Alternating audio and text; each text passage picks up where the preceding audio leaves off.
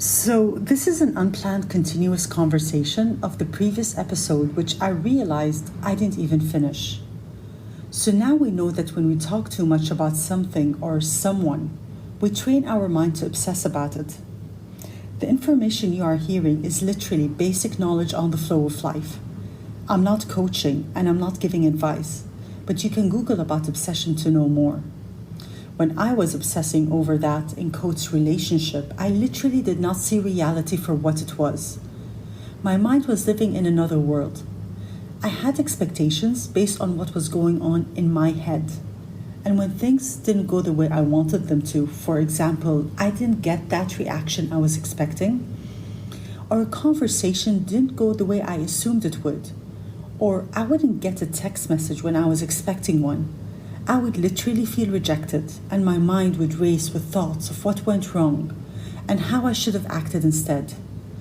It was draining. Now, my friend, yes, that same friend eventually sat me down and said, "Look, you need to give people the space to be themselves, and you need to give yourself the space to be yourself." But I give plenty of space. I'm not the hovering type. She said, energetically, "You are very much the hovering type. It doesn't need to be physical. People feel your energy." Let me re-explain what she meant. When we give ourselves the space to be ourselves, we are being present in our body and forcing our mind to be here in the now. Therefore, we are being authentic and focusing on what makes us great versus living in our head and being where our imagination takes us. Living in my head to me meant that when things didn't go the way I wanted them to, I felt rejected. But in reality, who was really rejecting me? No one but my own mind. I was living head up in my imagination and behaving from that place in my head. And I was making decisions on my day-to-day life based from that place. Pretty sad, right? I look back at that now and really, I have no words for myself. I just try not to judge myself too much. I learned that the lows were way more than the highs. I missed out on what was happening around me. I wasted opportunities. I wasted out on life. My eyes were open, but my mind was closed. So I put what my friend said to practice.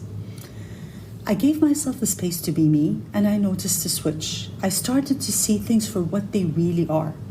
I gave myself the space to acknowledge how I really feel in comparison to what I thought I should feel. Then I had to reflect on that, and my ego came up in defense because I realized that I was, in quotations, feeling those things because I believed that if I felt that way, then things would go my way. Do you see a pattern of manipulation here? I wasn't even aware of it then, but it was very much happening. It took months of practice and a few breakdowns to realize I didn't even know who I was. I was trying to be someone worthy of being loved, but people sense when you're not being honest, and maybe that's why I never got what I wanted. By allowing myself to be me, I gave the space for other people to be themselves too around me, and I started to see them for all that they are, which means to a large extent what I felt at some point in time was a product of my mind. Think about it. How many times did you really like someone only to realize down the line that the end result was far from what you expected? I think this happens because our insecurity tells us that if they behave in a certain way, then it means we are loved. And when they don't, then we are not loved. But surely everybody loves in their own way. And the real lesson is to focus on how to love and give better, and how to accept and receive without expectations. أنا ما عم بشوت عليكم.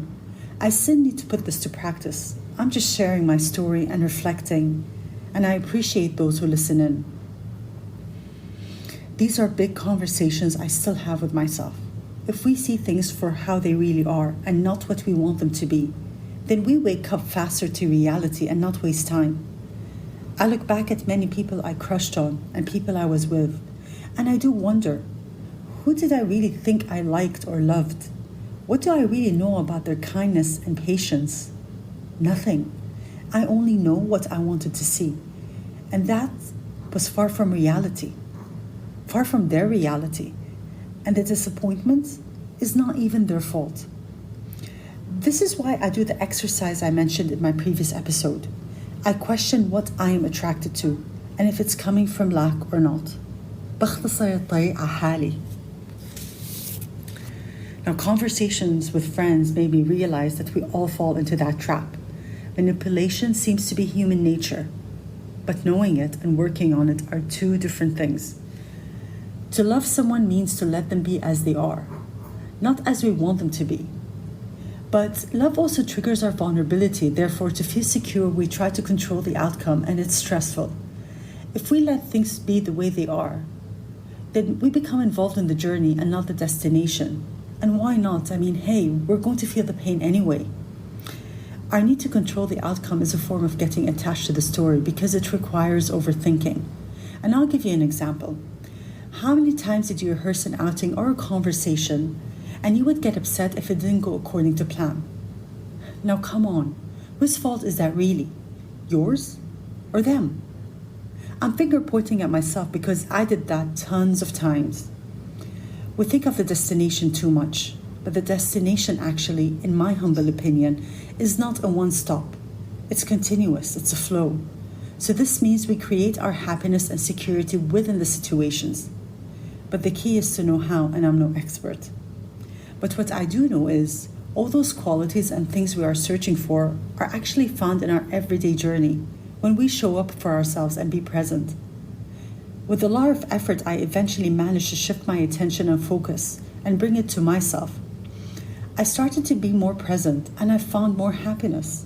And it was never once the product of a love interest. It was about me. Interestingly enough, when I let go and I focused on myself, I would get that call that I was hoping for. And I would get that text and so on. It doesn't mean we ended up together.